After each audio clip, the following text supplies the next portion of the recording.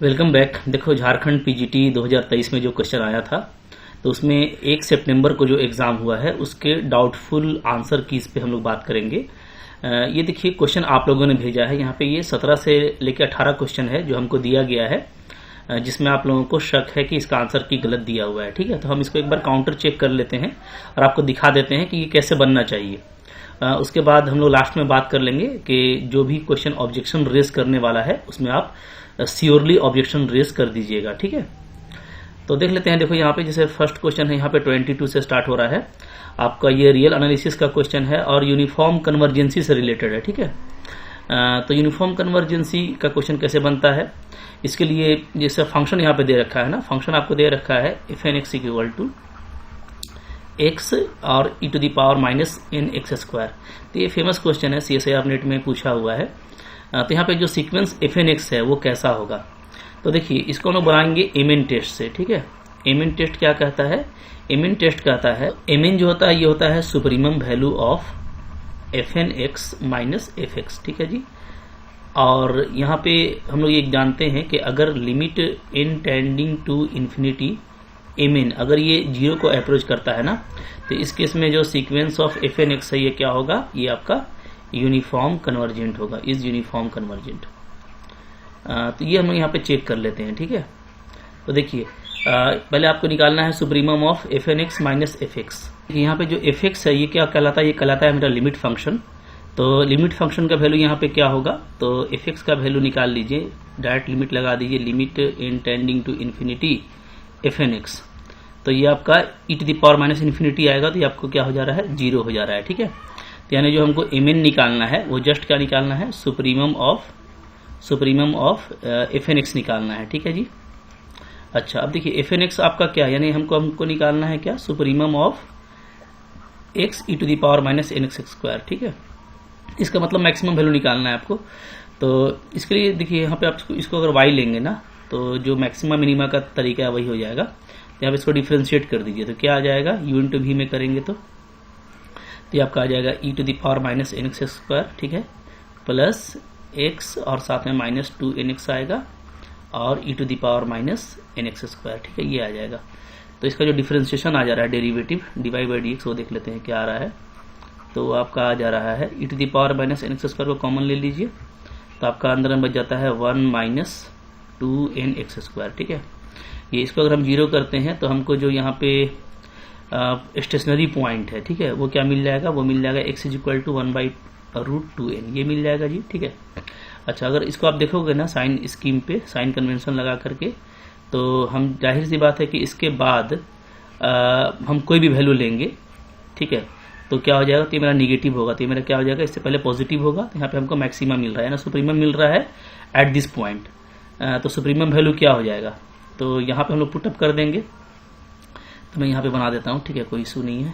चलिए इसके बाद तो एम एन का जो सुप्रीमम वैल्यू है वो आ जा रहा है हमारा 1/√2n पे आ रहा है ना, 1/√2n E to the power, यहाँ पे 1/√2n डालेंगे तो माइनस 1/2 आ जाएगा। ठीक है, अच्छा अब देखिए ये जो है ना टेंड करता है 0 को as n tending to infinity. ठीक है जी, इसका मतलब है कि जैसा मैंने आपको बताया था कि ये जो है आपका 0 को अप्रोच कर रहा है, तो ये यूनिफॉर्म कन्वर्जेंट होना चाहिए।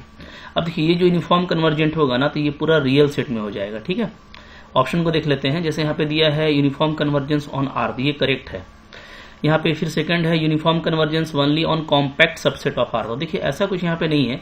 अगर हम लोग यहाँ पे कोई नॉन कॉम्पैक्ट सबसेट भी लेते हैं, ठीक है, कोई ओपन इंटरवल भी ले लेते हैं, तो उस केस में भी हम लोग ये देखेंगे ना कि यही चीज एग्जिस्ट करेगा। तो सिर्फ कॉम्पैक्ट सबसेट में हो ये जरूरी नहीं है। तो यहाँ पे देखो आपको आंसर की जो दे रखा है वो बी दे रखा है, तो डेफिनेटली इसका आंसर ए होना चाहिए। ठीक है, तो आप यहाँ पे जाइए और ऑब्जेक्शन रेज कर दीजिए कि आप इसको किसी बुक से भी देख सकते हैं।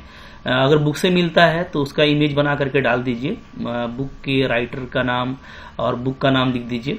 ठीक है, इमेज बनाने में ध्यान ये देना है कि आपको अगर इमेज आपका 200 KB से बड़ा होगा तो वहां पे अपलोड नहीं होगा, तो आप उसका एक बार स्क्रीनशॉट ले लेना, तो फिर वो छोटा हो जाता है साइज, तो उसको अपलोड कर दीजिएगा। ठीक है, और नहीं मिलता है तो आप एक अच्छे पेज में बना करके इस तरीके से आप दे सकते हैं। ठीक है, जिसमें आपको डेफिनेटली फायदा हो जाएगा। बाद में जब आंसर की इसका रिवाइज्ड आंसर किया आएगा तो हमको लगता है वहां पर फिर ए देख के आना चाहिए।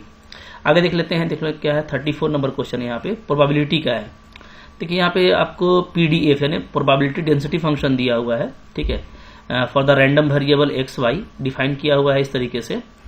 तो बोलता है कि सी का वैल्यू क्या होगा। तो देखिए हम लोग ये जानते हैं कि अगर आपको पीडीएफ दिया हुआ है, ठीक है, तो यहाँ पे प्रोबेबिलिटी में क्या होता है कि जो पीडीएफ का जो इंटीग्रेशन है, ठीक है, f x y d x d y, चूंकि आपका देखो ज्वाइंट प्रोबेबिलिटी डिस्ट्रीब्यूशन है ना, यानी कि एक्स वाई दो आपको वेरिएबल में दिया हुआ है। तो ये जो होता है ये जो है इसका जो पूरा इंटीग्रेशन का वैल्यू है वो क्या होता है, वो 1 होता है, ठीक है। अब यहाँ पे बस सिंपली हमको इंटीग्रेशन करना है। इंटीग्रेशन में आपको ये ध्यान देना है कि आपको एक्स और वाई दोनों 0 से 1 के लिए ही दिया हुआ है फंक्शन का वैल्यू, ठीक है, एल्सवेयर ये 0 है। इसका मतलब है कि जो इंटीग्रेशन होगा वो ओनली क्या होगा, वो ओनली 0 to 1 होगा, ठीक है, दोनों के लिए। तो यहाँ पे डबल इंटीग्रेशन कर देते हैं, दोनों के लिए 0 से 1 होगा और ये हो जाएगा आपका f x y d x d y equal to 1। तो अब यहाँ पे देखिएगा क्या हो जाता है 0 से 1 0 से 1, ठीक है। इसका वैल्यू हमको दिया हुआ है c x y square d x d y is equal to 1। अब यहाँ पे सी मेरा कांस्टेंट है और एक्स और वाई दोनों इंडिपेंडेंट है यहाँ पे, ठीक है। तो दोनों को हम कर सकते हैं अलग अलग इंटीग्रेशन। तो एक्स का करेंगे तो हो जाएगा एक्स स्क्वायर बाई 2, लिमिट डालेंगे 0 से 1। वाई स्क्वायर का करेंगे तो हो जाएगा वाई क्यूब बाई 3 0 से 1, ठीक है।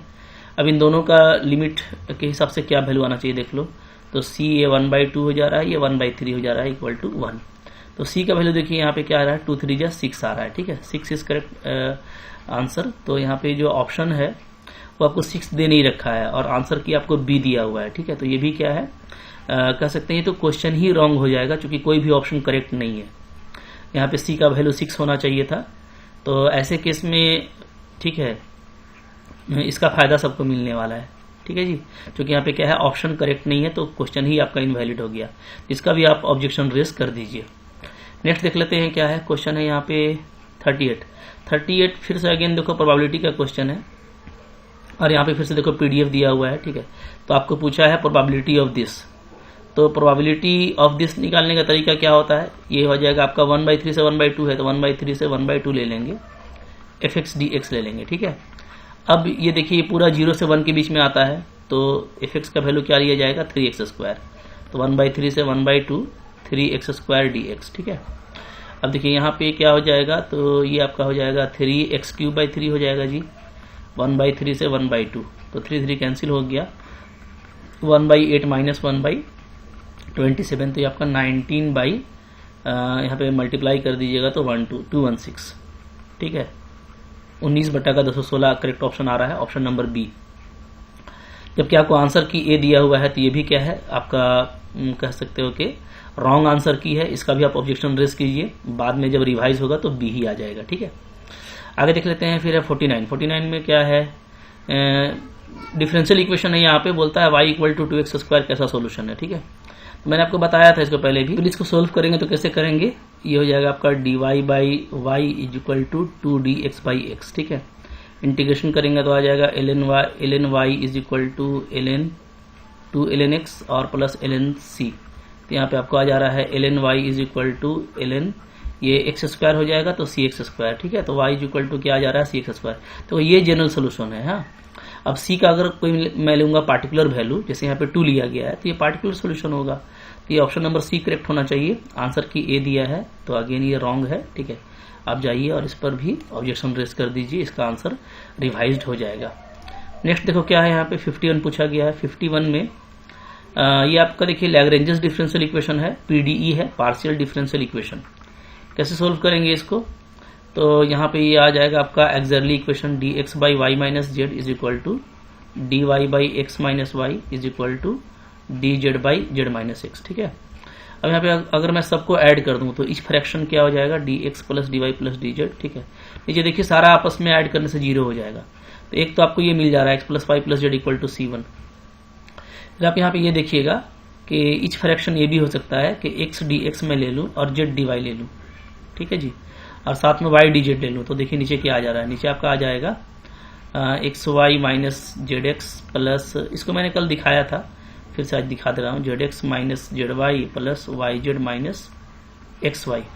अगेन आप देखोगे कि सारा ही आपका टर्म कैंसिल हो रहा है, ZX, ठीक है। फिर से 0 आ गया, इसका इंटीग्रेशन करेंगे तो क्या हो जाएगा, x² 2 प्लस ये आपका हो जाएगा, ये आपका एग्जैक्ट है DYZ का, ठीक है। इसका इंटीग्रेशन इक्वल टू क्या आ जाएगा, कांस्टेंट C2 आ जाएगा। इसको मैं लिख सकता हूँ क्या, x² plus 2YZ equal to C2। तो एक फंक्शन आपका ये है, एक फंक्शन हमारा ये है, ठीक है। दोनों आर्बिट्ररी कांस्टेंट को हम लोग जब इक्वेट करेंगे, एलिमिनेट करेंगे, तो हमको जो फंक्शन मिलेगा वो ये मिलेगा, ए नंबर। तो ए नंबर ही आंसर की दिया हुआ है, बिल्कुल सही है, ठीक है। अब आप लोगों ने इसको क्यों भेजा है, क्या और भी ऑप्शन हिट हो रहा है, तो ये आप देख लेना, बट यहाँ पे आंसर की आपको करेक्ट दिया हुआ है, ये इसका सोल्यूशन मिल जाएगा, ठीक है। चलो आगे देख लेते हैं नेक्स्ट क्या है क्वेश्चन। नेक्स्ट क्वेश्चन देखिए यहीं पे है, ये 52 नंबर क्या है देख लो। बोलता है कि इसका कैरेक्टरिस्टिक्स इक्वेशन क्या होगा, इसका कैरेक्टरिस्टिक रूट क्या होगा ना। तो इसका इक्वेशन लिखेंगे m² minus 2m minus 10 equal to 0। तो यहाँ पे सोल्व करेंगे तो क्या आ जाएगा, m is equal to 2 plus minus b² minus 4ac यानी 4 प्लस 40 डिवाइडेड बाई 2। तो 2 को कॉमन ले लेंगे तो 1 प्लस माइनस क्या आ रहा है, 44 से आपका 11 आ जाएगा, ठीक है। ये आ रहा है, ये रियल रूट्स इसमें आ रहे हैं, जबकि आपको जो ऑप्शन दे रखा है वो सारे ही कॉम्प्लेक्स हैं। तो ये आपका अगेन क्या है, पूरा क्वेश्चन ही इनवैलिड हो जाएगा, क्योंकि नो करेक्ट ऑप्शन है यहाँ पे, ठीक है। यहाँ पे कोई भी करेक्ट ऑप्शन नहीं है, तो इसका फायदा भी सबको मिलने वाला है, क्योंकि यहाँ पे कोई भी करेक्ट ऑप्शन नहीं दे रखा, ठीक है। आंसर की आपको ए दे रखा है जो कि रॉन्ग है, इस पर भी ऑब्जेक्शन रेज कीजिए। तो अभी तक में से एक ही आपका फेल हुआ है, बाकी तो सब करेक्ट ही जा रहा है। फिर देखो क्या है 53 number, p² minus px equal to q। तो देखिए ये जो है ना, ये हमारा non linear partial differential equation है। मैंने कल के डिफरेंशियल इक्वेशन वाले क्वेश्चन में इसको बात किया है, तो ये आपका चारपित मेथड से बन जाएगा आसानी के साथ में। मैंने वहां पे बनाया है, थोड़ा सा इसका सॉल्यूशन आप देख लेना, ठीक है। ये तो इसका जो एक्सरली इक्वेशन है dp/p इक्वल टू dq/0 आ रहा है, तो यहाँ से हमको q कांस्टेंट मिल जा रहा है, ठीक है। तो p का वैल्यू आपका क्या आ जाएगा, p का वैल्यू आ जाएगा p² minus px equal to c यानी p² minus px minus c equal to 0। Quadratic equation है, तो वैल्यू आ जाएगा x plus minus b² minus 4ac, ठीक है, डिवाइडेड बाई 2। इसको आप सिंपली ऐसे लिख सकते हो, x plus minus x² plus a², कोई इशू नहीं है, ठीक है। चूंकि फिर आपको इसका इंटीग्रेशन करना इजी होगा। तो अब जो जनरल सॉल्यूशन है वो कहाँ से मिलता है, वो मिलता है dz equal to p dx plus q dy, ठीक है जी। इंटीग्रेशन करेंगे तो z आ जाएगा, इधर p आपका 1/2 x plus root under x² plus a² dx। इसका इंटीग्रेशन करना इजी है, और q हमारा कांस्टेंट है, तो ये c dy, ठीक है। तो इसका इंटीग्रेशन करेंगे तो आंसर आ जाएगा, जबकि यहाँ पे कोई भी ऑप्शन जो है ना इससे मैच नहीं करता। ये मैंने आपको दिखाया था, तो आप यहाँ पे भी ऑब्जेक्शन रेस कर दीजिए, ठीक है। ये लिख दीजिएगा कि नो आंसर इज करेक्ट, ठीक है। या आप नोट में ये लिख देना कि इसको जब हम लोग चारपित से बनाते हैं तो हम लोगों का इस तरह का फॉर्म आता है, ठीक है। तो कोई भी ऑप्शन करेक्ट नहीं हो रहा है। अगर कोई किसी दूसरे मेथड से ये बन रहा है तो ऐसा फिर क्वेश्चन फ्रीज नहीं होगा, ठीक है। उसमें ये एक फेमस जो मेथड है उसका ऑप्शन होना ही चाहिए, तो ये आपको फायदा मिलेगा इस क्वेश्चन में भी, आप जाके इसको कर लीजिएगा, ठीक है जी। ओके, चलो और देख लेते हैं यहाँ पे क्या है क्वेश्चन हमारा। फिर है हमारा 54 क्या है, ये 54 है। देखिए ये जो है ना हमारा कैलकुलेट्स फॉर्म है। मैंने आपको कल बताया था कि कैलकुलेट्स इक्वेशन में क्या होता है कि p को सिंपली a रखते हैं, q को सिंपली b रखते हैं, तो आपको कंप्लीट इंटीग्रल मिल जाएगा। क्या मिलेगा, z इक्वल टू मिल जाएगा ax plus by minus sine ab, ये मिलेगा, ठीक है। अब देखिए यहाँ पे भी कोई करेक्ट ऑप्शन नहीं है, तो आंसर की आपको बी दे रखा है, तो आप क्लेम कर देना, ठीक है। यहाँ पे हालांकि बी इसका छूट गया है, लिखा वही चीज़ है, बट यहाँ पे बी होना चाहिए था।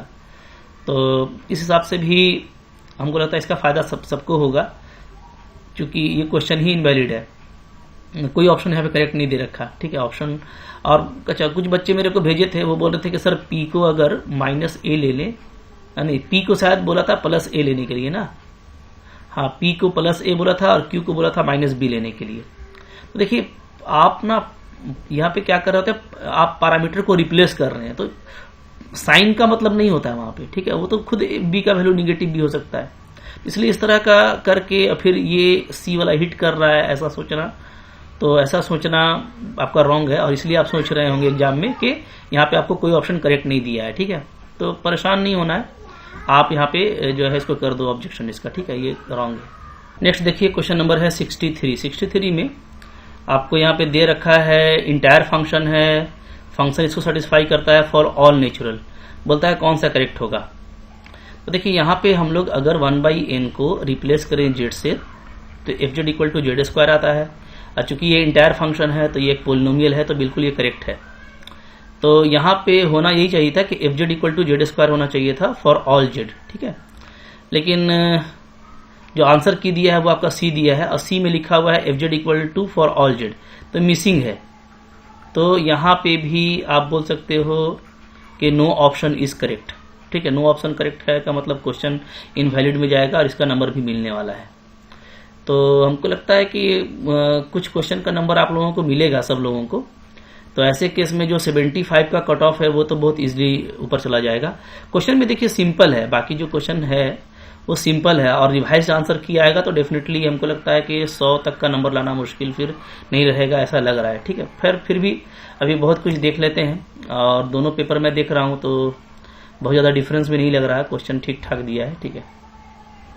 फिर देखो क्या है 67 में क्या है, the transformation from Cartesian to plane coordinate. अच्छा, अब देखिए कार्टेजियन टू प्लेन कोऑर्डिनेट, कोई भी कोऑर्डिनेट भाई प्लेन ही कोऑर्डिनेट होता है, चाहे वो 2 डायमेंशनल हो या 3 डायमेंशनल हो। तो यहाँ पे इसका असल में लिखने का मकसद था ना Cartesian to plane polar coordinate, जैसा ऑप्शन दे रखा है तो पोलर, तो यहाँ पे पहले तो इसको पोलर में इसको कन्वर्ट करना चाहिए था, तो क्वेश्चन भी अधूरा है ऐसा आप कह सकते हैं, ठीक है।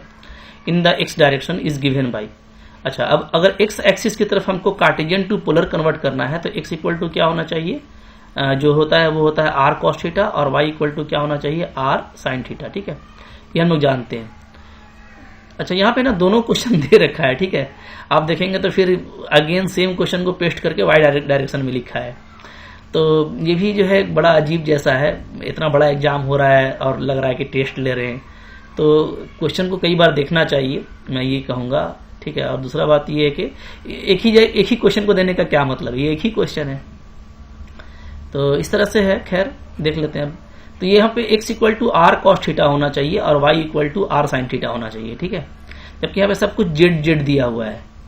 तो अब इस z का क्या मतलब है ये भी डिफाइन करना पड़ेगा, तो ये क्वेश्चन करेक्ट नहीं है, इसको आप बोल करके लिखना, ठीक है, कि अगर हम Cartesian to plane polar coordinate में कन्वर्ट करते हैं तो मेरे को ये लेना पड़ता है, जो हमारा अजम्पशन होता है वो ये होता है x और y में, ठीक है। तो उस हिसाब से हालांकि ऑप्शन देखो करेक्ट है, मतलब इस देखा जाए तो z equal to r cos theta लिखा है, हालांकि ये x equal to r cos theta ज़्यादा बेस्ट रहता, but z equal to r cos theta लिखा है, ठीक है।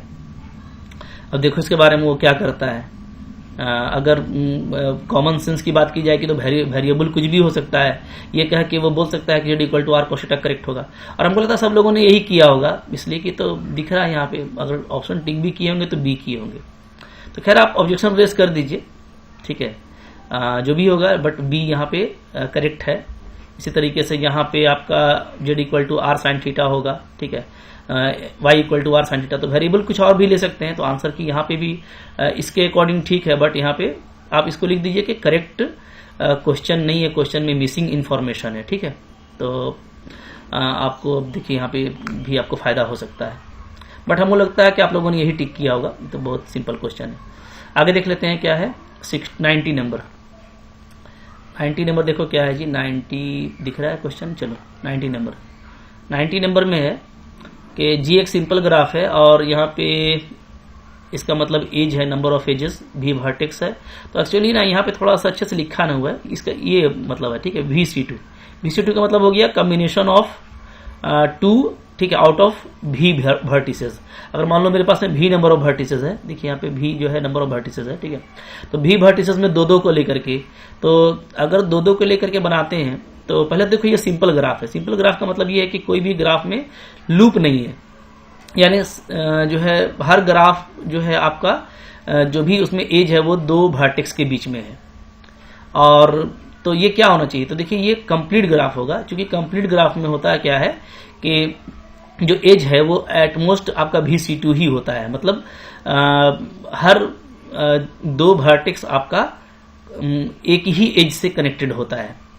तो ये दोनों प्रॉपर्टी अगर मिलता है ना, तो ये एक रिजल्ट बेस्ड क्वेश्चन है कि सिंपल ग्राफ में अगर एज आपका VC2 दिया हुआ है तो वो क्या होता है, वो कंप्लीट ग्राफ होता है। ठीक है, तो यहाँ पे आंसर की आपका करेक्ट है, complete graph is the correct answer. ठीक है जी, तो ये ठीक है क्वेश्चन, थोड़ा सा यहाँ पे लिखने में मिस्टेक किया है। आगे देख लेते हैं क्या है। नेक्स्ट है हमारा 111 नंबर। यहाँ पे देखो ये फिजिक्स का क्वेश्चन है। Girl of mass 40 kg wears heels with an area 1 cm square in contact with the ground, what is the pressure. Pressure निकालना है। प्रेशर क्या होता है, फोर्स पर यूनिट एरिया होता है, F/A। तो फोर्स यहाँ पे क्या लिया जाएगा, वेट लिया जाएगा लड़की का, और बाई एरिया, तो एरिया उसके हील्स का लेंगे। तो एरिया जो होता है ना, अच्छा आपको दिया हुआ 1 cm स्क्वायर है, तो इसको आप पहले मीटर में चेंज कर लो, तो ये हो जाएगा 10⁻⁻² का स्क्वायर हो जाएगा मीटर स्क्वायर। ठीक है जी, 1 cm स्क्वायर है, तो माफ कीजिएगा ना, 1 क्या है। तो देखो यहाँ पे ध्यान ये देना है ना कि है कैसे, 1 cm स्क्वायर कैसे है, ये देख लीजिएगा आप। इसका मतलब ये है कि ये 1 × 1, ठीक है, सेंटीमीटर चूंकि एरिया है, तो 1 × 1 सेंटीमीटर तब स्क्वायर बनेगा, तो दोनों को आप करेंगे मीटर में चेंज, तो 10⁻², 10⁻², ठीक है, तो ये हो जाएगा हमारा मीटर स्क्वायर। तो 10⁻² का स्क्वायर हो गया, 10⁻⁴ आ जा रहा है। ठीक है, ये एरिया, तो ये नीचे हो गया। तो वेट कितना है, वेट हो जाता है mg। ठीक है, तो m को m 40 दिया हुआ है मेरा, और g को भी 10 ले लेते हैं, g को 10 ले लेते हैं। ठीक है, 9.8 होता है, तो 10 लेते हैं यहाँ पे। तो इसके साथ क्या आ जा रहा है, 40 × 10⁵ आ जा रहा है। ठीक है जी, ये जूल आ रहा है। अच्छा प्रेशर है ना, हाँ, तो ये आपका जूल पर मीटर स्क्वायर आएगा, जूल पर मीटर स्क्वायर। तो 40 × 10⁵, ये आपका ऑप्शन नंबर डी करेक्ट होगा। तो यहाँ पे सी दिया है, डेफिनेटली रॉन्ग है। ठीक है, फायदा होगा आपको, जाके ऑब्जेक्शन रेज कर दीजिए, इसका डी करेक्ट होगा। ये तो बहुत सिंपल लॉलीपॉप क्वेश्चन है। आगे देख लेते हैं 124 क्वेश्चन, देखो इधर। ठीक है जी, 124 डिफरेंशियल इक्वेशन का है। आपको yx दिया हुआ है। अच्छा, तो यहाँ पे तो कॉमन ले सकते हैं, a + b e⁻²x, ये दिया हुआ है। ये सिंपली क्या है, c कह सकते हो, दोनों पैरामीटर के जगह पे एक ही कांस्टेंट लेंगे, c e⁻²x। ठीक है, तो बोलता है कि जनरल सॉल्यूशन है, ये जनरल सॉल्यूशन है। ठीक है, किसका होगा, तो देखिए यहाँ पे पहले तो ये रियल है, तो पहले हमको देखना पड़ेगा रियल कौन देगा। तो ये तो रियल देगा नहीं, क्योंकि इसका अगर आप ए नंबर का देखोगे तो ए नंबर में आता है m² + 5m + 6, ठीक है, = 0।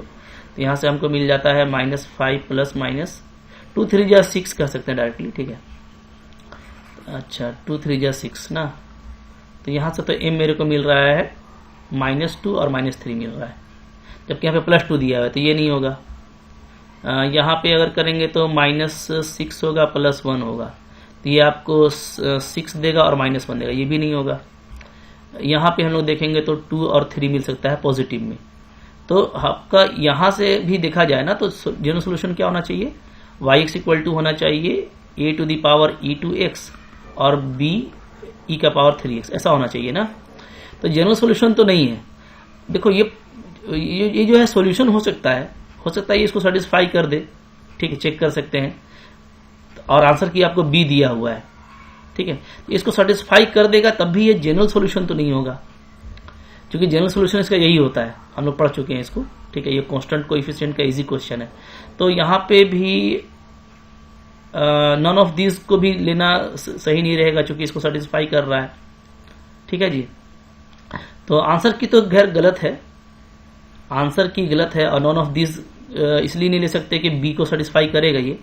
ठीक है, देख सकते हैं करके, जैसे इसका हम अगर 2 बार डिफरेंशिएशन कर दें, c है ना, क्या आ रहा है, c e⁻²x, 2 बार डिफरेंशिएशन करेंगे तो क्या आ जाएगा, 4c e⁻² आ जाएगा। ठीक है, ये और एक बार करेंगे तो -5, एक बार करेंगे तो आ जाएगा 2c e⁻² और +6y है। ठीक है जी, तो 6c e⁻², तो ये 10 और ये आपका 6 और 4। हाँ ठीक है, 0 हो जाने से कोई मतलब नहीं, एक सॉल्यूशन है। क्वेश्चन गलत आप कहिएगा, ठीक है, रॉन्ग क्वेश्चन इनपुट किया हुआ है। जनरल सोल्यूशन पूछा है, बट जनरल सोल्यूशन के अकॉर्डिंग कोई भी ऑप्शन यहाँ पे करेक्ट नहीं है। तो रिवाइज्ड आंसर की में इसमें सबको फायदा देना चाहिए। नन ऑफ दिस करके चलेंगे तो काम चलेगा नहीं, ठीक है। ओके, तो ये क्वेश्चन गलत है। क्वेश्चन अजीब तरह से बताइए सेट कर रहा है। हमको तो यहाँ पे मिस किया है, यहाँ पे उसको e का पावर 3x देना था, ये छूट गया, और बहुत बड़ी बात नहीं होना सोचने वाली, ठीक है। तो इसमें आप ऑब्जेक्शन रेज कीजिए, सबको फायदा होगा, इनवैलिड क्वेश्चन में जाएगा ये। आगे देख लेते हैं फिर क्या है। 127 एलपीपी का क्वेश्चन है। Which of the following is not associated with LPP, linear programming problem. देखिए एक रिजल्ट बेस्ड क्वेश्चन है, चूंकि जब आप देखेंगे ना कि किसको किसको जो है अजम्पशन में लिया जाता है, तो प्रोपोर्शनलिटी को लिया जाता है, एडिटिविटी को भी लिया जाता है, डिविजिबिलिटी को भी लिया जाता है। तो जो अनसर्टेनिटी है ये नहीं लिया जाता। तो यहाँ पे यही जो है नॉट एसोसिएटेड है, तो करेक्ट ऑप्शन ये बी नंबर होगा। तो ये आपको रॉन्ग दे दिया है, ठीक है। तो इसको भी आके ये कीजिए, इसको सुधार लेगा और रिवाइज्ड में आपका बी आ जाएगा। जिनका बी है उनको नंबर मिलेगा। नेक्स्ट लेते हैं क्या है 129। अगेन देखो क्या है, यहाँ पे मैक्सिमाइज करना है इसको, ठीक है। Then the number of solution is, अच्छा नंबर ऑफ सॉल्यूशन के बारे में पूछा है, जहां पे x1 माइनस x2 क्या है, ग्रेटर देन इक्वल टू 0। देखिए यहाँ पे x1 x2 लिया गया, आप इसको ऐसे लिख सकते हैं ना, x minus y greater than equal to 0, ठीक है, ऐसे लिख सकते हैं। और क्या है x1 लेस देन 6 है, तो x लेस देन 6 कर सकते हैं, ठीक है। और ये इसका मतलब है पॉजिटिव क्वाड्रेंट। तो अगर हम लोग देखें तो इसका जो लाइन है, करस्पॉन्डिंग लाइन क्या होता है, y इक्वल टू एक्स, ठीक है। तो y इक्वल टू एक्स का ग्राफ कैसा होगा जी, देखो ये हो गया y इक्वल टू एक्स का ग्राफ, ठीक है। अब यहाँ पे हमको x माइनस 1, तो ये ओरिजिन से पास कर रहा है, तो आप इसको ना 1 0 पे चेक कर लीजिए कि क्या 1 0 वाला रीजन इसमें आएगा। तो 1 0 अगर डालेंगे तो 1 minus 0 greater than equal to 0, बिल्कुल करेक्ट है। यानी ये 1 वाले 1 0 की तरफ आएगा ये, ठीक है, इसका रीजन। और एक जो है x जो है आपका 6 से स्मॉलर है। तो देखिए मान लो ये मेरा लाइन है x इक्वल टू 6, तो इससे स्मॉलर लेना है, ठीक है, लेस देन इक्वल टू, यानी ये रीजन होगा, ठीक है। दोनों में इक्वालिटी भी है, तो यानी जो फर्स्ट क्वाड्रेंट है, फर्स्ट क्वाड्रेंट में आपका ये वाला रीजन आपको मिलने वाला है, ठीक है जी, मतलब बिंदास मिलेगा ये। तो अब इसमें आप इसका ऑप्टिमल सोल्यूशन निकाल सकते हैं। 3 वर्टेक्स हमको यहाँ पे दिख रहा है, ये वाला और ये वाला। तो ऑप्टिमल कहाँ पे आता है ये पता चल जाएगा। तो नो सॉल्यूशन तो नहीं होगा, मल्टीपल ऑप्टिमल सॉल्यूशन, ठीक है, ये भी नहीं होगा, क्योंकि आप देख सकते हो यहाँ पे 6 है ना, तो ये तो 6 6 है, ये पॉइंट, ये 6 6 है, ये पॉइंट मेरा 6 0 है, ये मेरा 0 0 है। तो जो z का वैल्यू है वो क्या है, वो है 3x माइनस 4y, ठीक है। तो अगर मैं 0 0 पे करूंगा तो 0 आ जाएगा, अगर मैं 6 0 पे करूंगा तो 18 आ जाएगा, और अगर मैं 6 6 पे करता हूं तो आ जाएगा आपका 18 और माइनस 24, ये निगेटिव आ रहा है, ठीक है, -6। तो मल्टीपल नहीं, एक ही होगा यहाँ पे, ठीक है। यूनिक ऑप्टिमल सॉल्यूशन, हाँ ये यूनिक ऑप्टिमल सॉल्यूशन ये करेक्ट है। अनबाउंडेड सॉल्यूशन ऐसा तो हो ही नहीं सकता, ये तो बाउंडेड है, ठीक है। जबकि आंसर की आपको दिया हुआ है डी, तो ये डी रॉन्ग है। यहाँ पे यूनिक ऑप्टिमल सॉल्यूशन ही मिलेगा, ठीक है, और वो हमको 6 0 पे मिल रहा है। तो इस तरीके से ये क्वेश्चन बनाना है, ठीक है, कोई बहुत बड़ा क्वेश्चन नहीं है, सिंपल सा क्वेश्चन है। तो इसको आप इसी तरीके से आसानी के साथ में कर सकते हैं, कोई दिक्कत नहीं है, ठीक है जी। ओके, चलो तो आगे देख लेते हैं फिर क्या है क्वेश्चन, इसमें भी आप ऑब्जेक्शन रेज कर दीजिएगा, सी वाला करेक्ट होगा। अच्छा, नेक्स्ट है क्वेश्चन नंबर 139। 139 में क्या बोलता है, P is the great website, अच्छा Q you should not come back here, ये 2 स्टेटमेंट दिया हुआ है। अच्छा, इस बार कुछ इजी जो है 11th लेवल का क्वेश्चन डिस्क्रीट मैथमेटिक्स का पूछ दिया आपसे ना, इस तक तो वहां पढ़ते थे हम लोग। अच्छा, based on the above scenario how is this is great website and you should come back here, इसको कैसे लिखना है।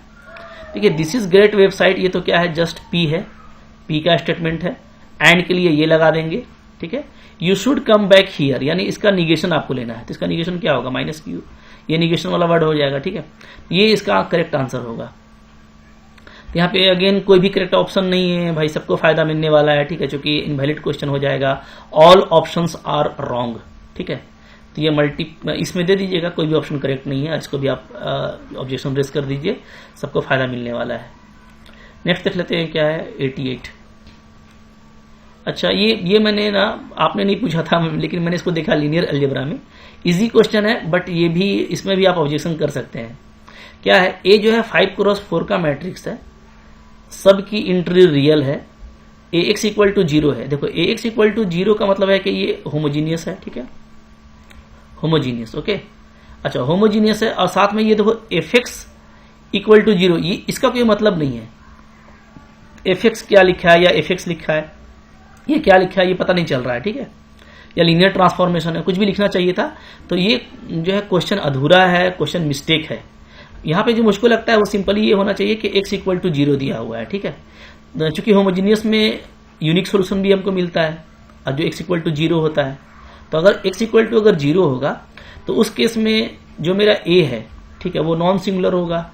a अगर नॉन सिंगुलर होगा तो a का जो रैंक है वो क्या लेंगे, तो वो हम लोग लेंगे मैक्सिमम, ठीक है। चूंकि यहाँ पे 5x4 का मैट्रिक्स है, इसका जो रैंक है वो 4 आ जाएगा। क्या आ जाएगा जी, 4, ठीक है। तो ऑप्शन तो देखिए सही दिया है, आंसर ए 4 करेक्ट है।